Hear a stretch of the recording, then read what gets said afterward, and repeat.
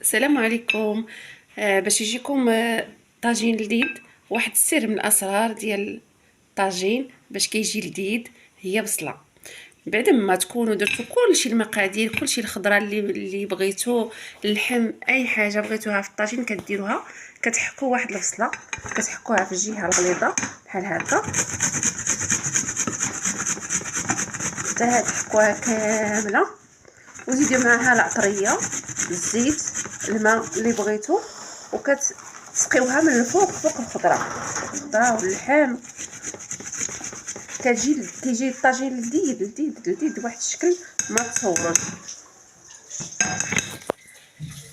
كما كتشوفوا خلطت هذيك البصله المحكوكه مع المقادير كلها ديال العطريه، سكنجبير، الخرقوم، الفابريكا التحميره، المهم الملحه، الابزار، كلشي خلطته هنا. واحد الكاس ديال الماء ونص كاس ديال الزيت او كاس قل ربع، المهم داكشي اللي بغيتو نتوما ديال الزيت.